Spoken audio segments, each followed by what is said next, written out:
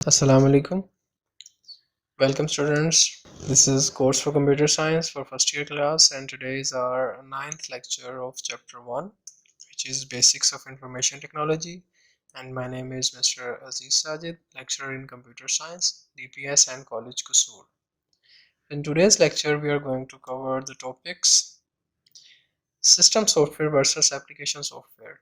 Before that we were doing input and output devices. That topic has been completed in previous lecture and now we are going to do a new topic system software versus application software. इसमें इसके सब groups होंगे system software application software उसके बाद basic units of data storage के system में हम जो डेटा स्टोर कर रहे होते हैं उसके बुनियादी यूनिट्स क्या हैं क्योंकि आपको मालूम है कि सिस्टम जो है डेटा को 0 1 की फॉर्म में बाइनरी फॉर्म में स्टोर करता है तो उसके क्या यूनिट्स हैं इसको भी हम देखेंगे। इसके साथ सिस्टम डेवलपमेंट को इनिशियली हम इस लेक्चर में देखेंगे, नेक्स्ट लेक्चर में हम उसको थोरोली स्टडी करेंगे। तो अभी इसमें शुरू करते हैं हम system software versus application software. Software की पहले डेफिनेशन देख लेते हैं कि सॉफ्टवेयर कहते किसको हैं। A set of instructions, data or programs used to operate computers and execute specific tasks. Instructions का सेट, हदायत का वो सेट जो सिस्टम को या कंप्यूटर को कुछ खास किस्म की प्रॉब्लम को सॉल्व करने का प्रोसेस बताए, उसको प्रोग्राम करे, उसको हम सॉफ्टवेयर कहते हैं। Speaking in simple words, a computer is a deaf and dumb machine. Computer बजाते खुद कोई प्रोसेसिंग नहीं कर सकती। कंप्यूटर को कोई भी प्रोसेस करने के लिए हिदायत चाहिए, इंस्ट्रक्शंस चाहिए, उनके अकॉर्डिंगली वो काम करता है, उसके बगैर सिस्टम कोई काम नहीं कर सकता। Which can not do anything on its own unless it is told to do so. System बजाते खुद कुछ भी नहीं कर सकता जब तक आप उसको बताते नहीं है कि उसने क्या काम करना है। सिंपल एक कैलकुलेटर की भी अगर आप इस एग्जांपल ले लें तो वो भी एक सिस्टम है, कंप्यूटर है। जब तक आप उसको बताएंगे नहीं कि कौन से 2 डिजिट्स लेने हैं और कौन से डिजिट्स को प्लस करना है, कैलकुलेटर बजाते खुद उनको कोई प्रोसेसिंग नहीं कर सकता। तो यूज़र उसको बताता है इंस्ट्रक्शन देके कि ये 2 नंबर हैं और इनको प्लस करें और इसका आंसर बताएं। इसी तरह सिस्टम में भी कॉम्प्लेक्स प्रॉब्लम्स को सॉल्व करने के लिए उसको इंस्ट्रक्शंस का सेट दिया जाता है, उसको इंस्ट्रक्शंस बताई जाती हैं जिनको हम सिंपली सॉफ्टवेयर कहते हैं और सॉफ्टवेयर एक्चुअली सिस्टम को बता रहा होता है, गाइड कर रहा होता है कि उसने क्या प्रोसेस करना है।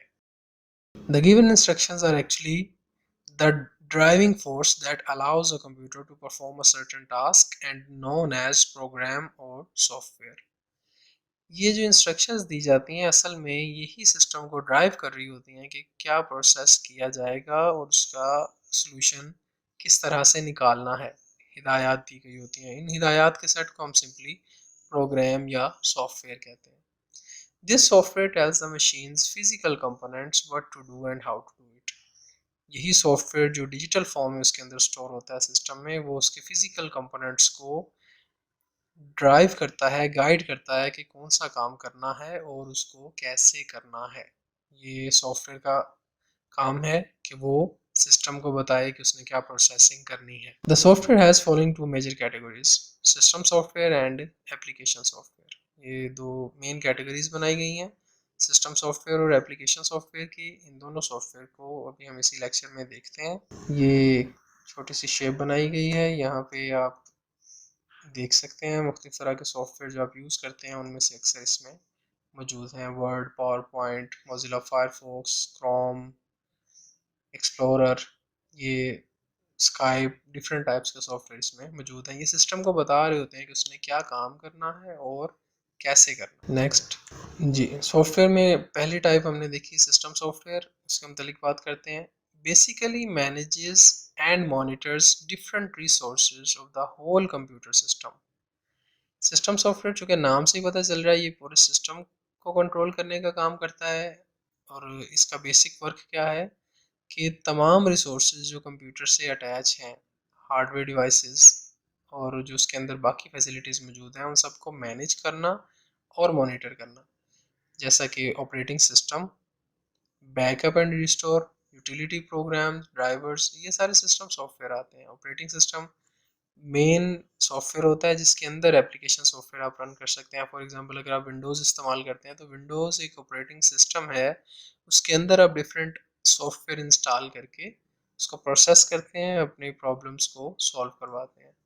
इसी तरह यूटिलिटी प्रोग्राम्स हैं जैसे एंटीवायरस वगैरह, ये सिस्टम की क्लीनलीनेस वगैरह के लिए इस्तेमाल होता है। ड्राइवर्स ड्राइवर्स एक्चुअली टर्म इस्तेमाल होती है जब आप सिस्टम के साथ कोई प्रेफरल डिवाइस अटैच करते हैं। अक्सर हार्डवेयर जो है वो सिस्टम का इंटरनल होता है। जब आप विंडोज़ या ऑपरेटिंग सिस्टम इंस्टॉल करते हैं तो ड्राइवर्स भी साथ इंस्टॉल होते हैं। ड्राइवर्स का काम है कि उस सिस्टम के में मौजूद जो जो हार्डवेयर कंपोनेंट्स हैं उनको रन करने के लिए जो रिक्वायर्ड सॉफ्टवेयर है वो इंस्टॉल करना, वो उसका ड्राइवर काउंट होता है। इसके अलावा आप जो प्रेफरल डिवाइसेस या एक्सटर्नल डिवाइसेस अटैच करते हैं, फॉर एग्जांपल आप प्रिंटर अटैच करते हैं, तो प्रिंटर का आपको उसके साथ ड्राइवर्स इंस्टॉल करने पड़ते हैं। ड्राइवर्स से मुराद है वो सॉफ्टवेयर जो सिस्टम को बताता है कि ये जो मैंने प्रेफरल डिवाइस अटैच की है, जिस जैसे हम अभी प्रिंटर की बात कर रहे हैं, इसको कैसे यूटिलाइज करना है और इससे कैसे वर्क करना है। तो ये जो ड्राइवर्स होते हैं ये एज अ ब्रिज इस्तेमाल हो रहे होते हैं सिस्टम के लिए और डिफरेंट कंपोनेंट्स के लिए, स्पेशली प्रेफरल डिवाइसेस के लिए। जी, operating system is the main and foremost part of system software. सबसे अहम और सबसे पहले जो सॉफ्टवेयर रन होता है किसी भी सिस्टम में उसको ऑपरेटिंग सिस्टम कहते हैं। ये आपको डिफरेंट ऑपरेटिंग सिस्टम्स यहाँ पे नज़र आ रहे होंगे। माइक्रोसॉफ्ट विंडोज़ है, मैक आईओएस का मैकिनटॉश है, Red Hat, Android, Ubuntu, Linux, Windows, ये सारे ऑपरेटिंग सिस्टम्स हैं जो आप मशीन्स पे या सिस्टम में इंस्टॉल करते हैं, और बाकी जो आपकी अपनी सहूलत के सॉफ्टवेयर होते हैं वो इनके बाद इनके अंदर इंस्टॉल होते हैं। और ये जो ऑपरेटिंग सिस्टम्स होते हैं ये पूरे सिस्टम को मैनेज भी कर रहे होते हैं और कंट्रोल भी कर रहे होते हैं उसके रिसोर्सेज को जो उसमें इस्तेमाल हो रहे हैं, और उनको मैनेज करके रखते हैं। जी नेक्स्ट देखते हैं। सॉफ्टवेयर का टॉपिक ही चल रहा है जी। सिस्टम सॉफ्टवेयर के बाद था application software. Application software are also called computer programs. आप सिंपली इसको कंप्यूटर प्रोग्राम्स भी कह सकते हैं। A set of programs that are used to accomplish a given task. Programs का ऐसा सेट जो एक खास टास्क को कंप्लीट करने के लिए इस्तेमाल किया जाए, खास प्रोसेसिंग करने के लिए इस्तेमाल किया जाए, आप सिंपली उसको एप्लीकेशन सॉफ्टवेयर कह सकते हैं। Basically designed and implemented by the computer users और डिफरेंट सॉफ्टवेयर हाउसेस। आमतौर पे इसको कंप्यूटर यूजर्स इम्प्लीमेंट कर लेते हैं, डिज़ाइन नहीं करते। जनरली डिज़ाइन जो है वो सॉफ्टवेयर हाउसेस से ही होता है, डेवलपर्स इसको डिज़ाइन करते हैं। These software are available in many forms, for example commercial software, scientific software, financial, games etcetera. ये सभी सॉफ्टवेयर ही काउंट होंगे और ये सभी खास किस्म के प्रोसेस करने के लिए इस्तेमाल होते हैं। इनके सबके पर्सनल टास्क हैं जो ये परफॉर्म कर रहे होते हैं।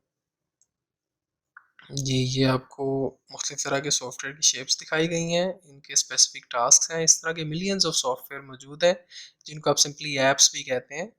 जैसे ये माइक्रोसॉफ्ट वर्ड है, वर्ड आप डॉक्यूमेंट फॉर्मेटिंग के लिए इस्तेमाल करते हैं, जीमेल आप मेल के लिए इस्तेमाल करते हैं, यूट्यूब है आप उसमें वीडियो लिसनिंग या अपलोडिंग वगैरह के लिए इस्तेमाल करते हैं, वॉचिंग कर सकते हैं। इधर ये ब्राउज़र्स बने हुए हैं, आप सर्चिंग कर सकते हैं इनके ज़रिए। इस तरह डिफरेंट टाइप्स के मिलियंस ऑफ सॉफ्टवेयर बने हुए हैं जिनमें गेम्स भी शामिल हैं, फाइनेंस के सॉफ्टवेयर, साइंटिफिक, यानी आप जिस कंसेप्ट को सोच सकते हैं उसके अकॉर्डिंगली सॉफ्टवेयर आपको प्रोवाइडेड मिल जाएंगे, और उनमें उसके अकॉर्डिंगली प्रोसेसिंग होती है और काम किया जाता है, प्रॉब्लम्स को सॉल्व किया जाता है। जी, एप्लीकेशन सॉफ्टवेयर हो गया। उसके बाद है basic units of data storage. The memory, हम इसको मेन या सेकेंडरी कह सकते हैं, is composed of electronic circuitry. Memory, main memory हो जिसमें रोम और रैम शामिल हैं, या सेकेंडरी स्टोरेज हो जिसमें हार्ड डिस्क वगैरह शामिल होती हैं, ये सभी इलेक्ट्रॉनिक सर्किटरी से मिलकर बनी होती हैं। Which is a combination of on end of switches.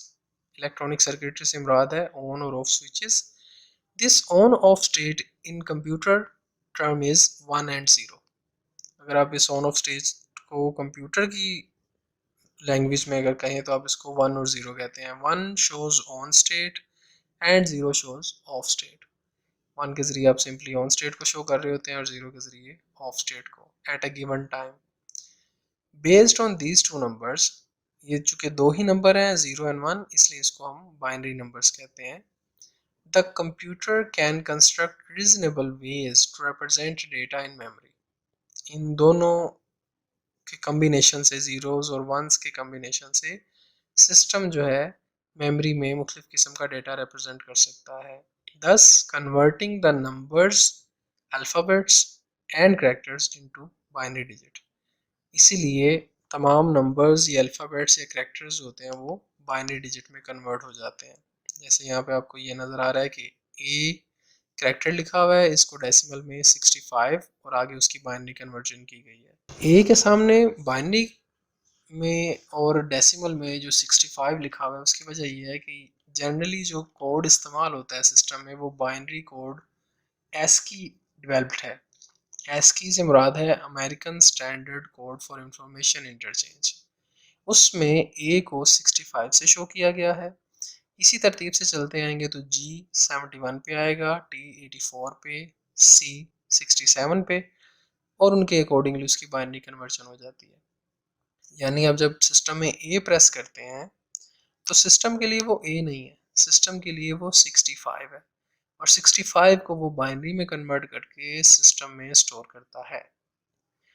System में जब वो स्टोर होगा तो वो बाइनरी में ही स्टोर होगा, इलेक्ट्रिक सिग्नल्स में स्टोर होगा वंस और जीरोस की फॉर्म में। जब आप उसको डिस्प्ले करवाएंगे तो वो दोबारा आपको कैरेक्टर की सूरत में डिस्प्ले कर देगा। अगर आप उसको बाइनरी में ही कन्वर्ट करवाना चाहें तो आप उसको बाइनरी में भी कन्वर्ट करवा सकते हैं, ये भी पॉसिबल है। इस तरह ये डेसिमल नंबर एक 70 है, 70 को ये बाइनरी में कन्वर्ट किया गया है 0100 0110। ये बाइनरी कन्वर्जन साथ दिखाई हुई है। होपफुली आप ये प्रीवियस क्लास में सीख चुके हैं। अगर आपने इसको मज़ीद डिस्कस करना हो तो आप मुझसे पूछ सकते हैं, व्हाट्सएप नंबर पे क्वेश्चंस कर सकते हैं, मैं आपको इसकी डिटेल समझा दूंगा। अभी इसको यहाँ पे एक शेप की सूरत में दिखाया गया है कि डेसिमल से बाइनरी कन्वर्जन करके सिस्टम अपने अंदर उसको कैसे स्टोर करता है। इस तरह एक पिक्चर टाइप बनाई हुई है। अगर आप इसमें थोड़ा सा गौर करें तो यहाँ पे ये सभी ज़ीरोज़ नज़र आ रहे हैं और यहाँ पे 1 नज़र आ रहे हैं। उसी को फिर इधर शेप में अगर आप देखें तो जहाँ जहाँ पे 1 थे वहाँ पे बॉक्सेस जो हैं वो ब्लैक हैं, बाकी सारे वाइट बॉक्सेस हैं। तो ये 0 और 1 का डिफरेंस के हिसाब से एक उसका पिक्चर बना के दिखाई गई है। इसके मुतालिक आप मज़ीद डिस्कस कर सकते हैं, नेट पे भी सर्च कर सकते हैं, आपको डिटेल्ड इंफॉर्मेशन मिल सकती है। जी नेक्स्ट देखते हैं। Basic units of data storage ही चल रहे हैं। जी सबसे बेसिक यूनिट होता है बिट। द बाइनरी नंबर 1 और 0 is called a bit. Bit actually full form में बाइनरी डिजिट है, बाइनरी का बी और डिजिट का लास्ट आई टी, इसको कंबाइन करके बिट लिखा गया है। बाइनरी से मुराद 2 वैल्यूज हैं, जीरोस और 1, which is the basic unit for storing data in computer memory. यानी आप सिस्टम में जब भी कोई डेटा स्टोर करते हैं, इवन के audio, video, graphics, text, sound, किसी भी किस्म का जब आप डेटा स्टोर करेंगे वो अल्टीमेटली बाइनरी नंबर्स में कन्वर्ट होकर सिस्टम में स्टोर होता है। A bit is always storing some kind of data. जब भी बिट यूज हो रहे हैं इसका मतलब है वो किसी किस्म का डेटा स्टोर किया जा रहा है। जी बाइट। बिट से नेक्स्ट जो बड़ा यूनिट है वो बाइट है। A byte is a combination of 8 bits। ये आप नोट कर लें कि सिंगल बिट जो है वो बेसिक यूनिट है सिस्टम मेमोरी का और हर 8 बिट्स मिलके एक बाइट बनाते हैं। That can store a single character of data, letter, number और special character। 8 बिट्स मिलके हमेशा एक करेक्टर को स्टोर करते हैं, चाहे वो लेटर हो, चाहे नंबर हो, चाहे स्पेशल करेक्टर हो। लेटर से मुराद यानी कि अगर आपने ए लिखना है तो सिस्टम ए को 8 बिट्स में कन्वर्ट करके स्टोर करेगा, या आप कह लें कि 1 बाइट में स्टोर करेगा। कोई एक सिंगल नंबर आप लिखते हैं वो भी 8 बिट्स में कन्वर्ट होके या 1 बाइट में कन्वर्ट होके सिस्टम में स्टोर होते हैं। इसी तरह स्पेशल कैरेक्टर्स भी, चूँकि उनका एस्की सिस्टम में एक नंबर है, उस नंबर के अकॉर्डिंगली वो 8 बिट्स में कन्वर्ट होके सिस्टम में बाइनरी की शेप में स्टोर हो जाते हैं। The capacity or storage is expressed in number of bytes it can store। अगर आप किसी सिस्टम की कैपेसिटी बताना चाहें या स्टोरेज बताना चाहें कि इसमें कितनी स्टोरेज है, तो आप उसको नंबर ऑफ बाइट्स में बता सकते हैं कि ये सिस्टम इतने बाइट्स स्टोर कर सकता है। जी ये देखें, इसमें बिट नहीं लिखा हुआ, बिट चूँकि मैंने आपको बता दिया कि वो बेसिक यूनिट है, या तो 0 होगा या 1 होगा। उसके बाद नेक्स्ट जो है बाइट, वो बनता है 8 बिट्स से। उसके बाद बाइट के बाद नेक्स्ट बड़ा यूनिट आता है किलोबाइट। किलोबाइट में 1024 बाइट्स होते हैं, या आप इसको कह सकते हैं 2 raised power 10। 2 raised power 10 bytes होंगे तो 1 किलोबाइट बन जाएगा। किलोबाइट से बड़ा यूनिट आएगा मेगाबाइट, इसमें फिर रेज पावर 10 ऐड हो जाएगी, वो 2 रेज पावर 20 हो जाएगा। 2 रेज पावर 20 किलोबाइट होंगे तो 1 मेगाबाइट बनेगा। इसी तरह जब गीगाबाइट की बात आएगी तो 2 रेज पावर 30 मेगाबाइट्स होंगे तो 1 गीगाबाइट बनेगा। 2 रेज पावर 40 गीगाबाइट्स होंगे तो 1 टेराबाइट बनेगा। ईच टाइम रेज्ड पावर 10 बढ़ती जाती है। Basic units of data storage चल रहा है टॉपिक। वर्ड, ये बाइट से बड़ी कॉम्बिनेशन है बिट्स की, इसको देखते हैं। A computer word typically the size of a register. Registers के मतलब हम आने वाले लेक्चर्स में बात करेंगे। एक्चुअली सिस्टम जो किसी भी डेटा को प्रोसेस करता है तो वो उस डेटा के बाइनरी डिजिट्स को या बिट्स को अपने रजिस्टर्स में स्टोर करके प्रोसेस करता है। इसकी डिटेल आने वाले लेक्चर्स में देखेंगे। अभी आप इसको यूं ही समझ लें कि जो प्रोसेसिंग होती है वो सिस्टम के प्रोसेसर के रजिस्टर्स में जाके प्रोसेसिंग की जाती है। is defined as the number of bits that can constitute a common unit of data as defined by the computer system। कि एक रजिस्टर में कितने यूनिट्स या कितने बिट्स आ सकते हैं एक वक्त में प्रोसेस होने के लिए, वो कंप्यूटर के रजिस्टर होते हैं।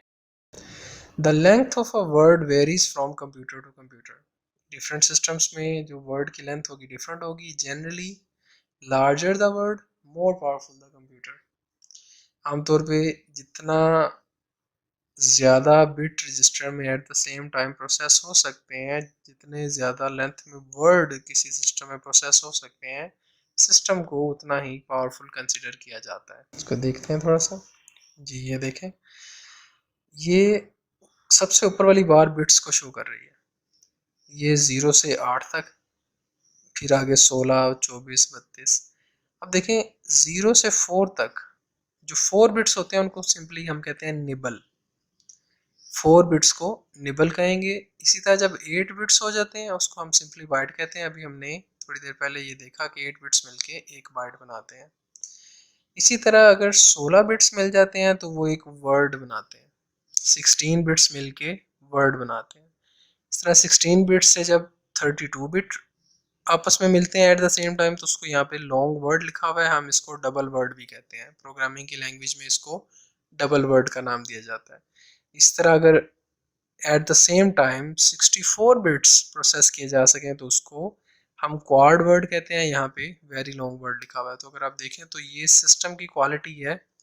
अगर वो एक वक्त में एक बाइट को रजिस्टर में रखता है तो वो उसकी प्रोसेसिंग करेगा, अगर एक वर्ड को रखता है तो उसकी प्रोसेसिंग करेगा। इसी तरह अगर 32 बिट एक ही वक्त में, यानी कि डबल वर्ड एक ही वक्त में प्रोसेस हो रहा है, तो सिस्टम एक ही वक्त में उतना ज़्यादा सिस्टम प्रोसेसिंग कर रहा है। क्वाड वर्ड 64 बिट एक ही वक्त में प्रोसेस हो रहे हैं तो उतने ज़्यादा अच्छी उसकी क्वालिटी है। तो जैसे यहाँ पे लिखा हुआ है generally the larger the word the more powerful the computer, तो यहाँ पे दिखाया गया है कि एक ही वक्त में, यानी अगर आप देखें ऐसा सिस्टम जो एक वक्त में एक बाइट को प्रोसेस कर रहा है उसको 64 बिट प्रोसेस करने के लिए 8 प्रोसेसिंग्स करनी पड़ेंगी। इसकी निस्बत जो क्वाड वर्ड को प्रोसेस कर सकता है वो इन 8 स्टेप्स की बजाय एक ही स्टेप में उसका प्रोसेस कर लेगा, तो अल्टीमेटली सिस्टम ज़्यादा पावरफुल कंसिडर किया जाएगा। यहाँ पे दोबारा दिखाया गया है बिट 1 बिट को शो करता है जो कि 0 या 1 होता है। निबल में 4 बिट्स आते हैं, बाइट 8 बिट्स, वर्ड में 16 बिट्स होते हैं।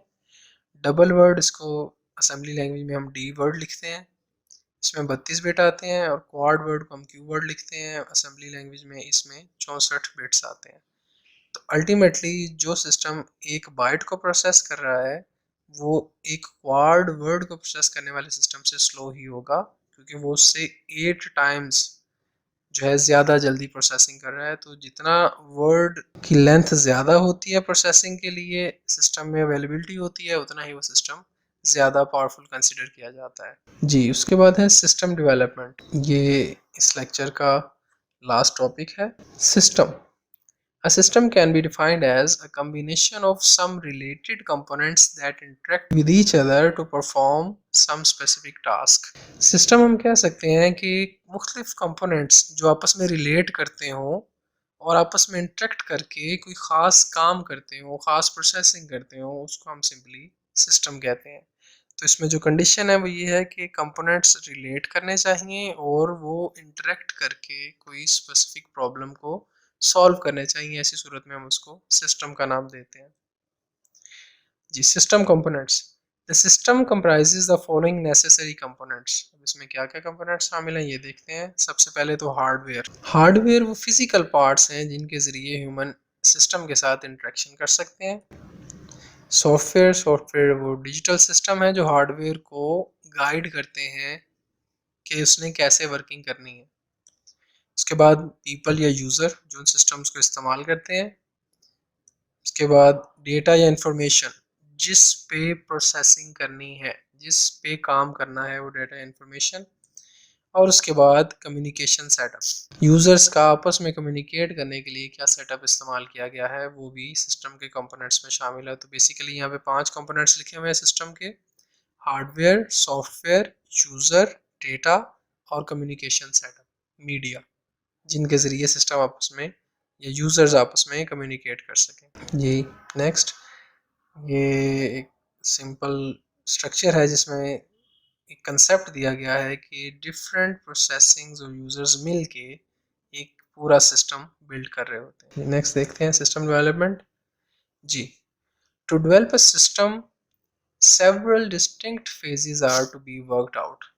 एक सिस्टम एक ही प्रोसेस में पूरा नहीं हो सकता, उसके मुख्तलिफ फेजेस होते हैं जिन पे काम करना पड़ता है, उसके बाद वो सिस्टम डेवलप होता है। For this purpose SDLC was developed. SDLC system development life cycle. SDLC मतलब वो पूरा प्रोसेस जिसमें तमाम फेजेस शामिल हैं जिनके ज़रिए सिस्टम डेवलप किया जाता है। Which is an organized way to develop a successful system. ये एक बातरतीब तरीकाकार है जिसके ज़रिए आप कोई भी सिस्टम डेवलप कर सकते हैं। Basic SDLC involve 5 phases as following. आमतौर पे इससे ज़्यादा भी हो सकते हैं, लेकिन आमतौर पे जो बुनियादी सिस्टम डेवलपमेंट लाइफ साइकिल के फेजेस हैं वो 5 हैं। वो 5 कौन से हैं वो देखते हैं। जी, एनालाइज यूज़र रिक्वायरमेंट्स, यूज़र की रिक्वायरमेंट्स को एनालाइज करें। उसके बाद डिज़ाइन द प्रोग्राम, प्रोग्राम को डिज़ाइन करें। फिर कोड द प्रोग्राम, उसको कोड करें। ये बुनियादी काम है, लेकिन ये डिपेंड कर रहा होता है सिस्टम की रिक्वायरमेंट को मुकम्मल जानने पे। अगर आप रिक्वायरमेंट ही पूरी नहीं जानते तो आप कोड भी उसके अकॉर्डिंगली नहीं कर सकते। उसके बाद है document and test the system. System की टेस्टिंग होती है कि सिस्टम काम सही कर रहा है या नहीं कर रहा। उसके बाद operate and maintain the system. Maintain the system जो है ये लाइफ टाइम वर्क होता है, सिस्टम को बार बार मेंटेन करना पड़ता है। नई अगर रिक्वायरमेंट है तो उसके अकॉर्डिंगली उसको बनाना पड़ता है या परफॉर्मेंस चेक करते रहना पड़ता है। और ये एक सर्कुलर वर्क है, एनालाइज करते रहेंगे रिक्वायरमेंट्स को, उसको डिज़ाइन करते रहेंगे, कोड करते रहेंगे, फिर डॉक्यूमेंट और टेस्टिंग होती रहेगी और उसके बाद उसकी मेंटेनेंस चलती रहेगी। ये SDLC का बेसिक कंसेप्ट है, सिस्टम डेवलपमेंट लाइफ साइकिल का बेसिक प्रोसेस है जिसमें ये 5 फेजेस शामिल हैं। इनके मुतालिक हम नेक्स्ट लेक्चर में देखेंगे। आज के लिए इतना ही। सिस्टम डेवलपमेंट लाइफ साइकिल की बेसिक इंट्रोडक्शन के साथ आज का लेक्चर ख़त्म करते हैं। आप कोई सवालात या क्यूरीज करना चाहें तो आप व्हाट्सएप नंबर पे पूछ सकते हैं, लेक्चर के स्टार्ट में अवेलेबल है। Wish you good luck. Allah हाफिज़।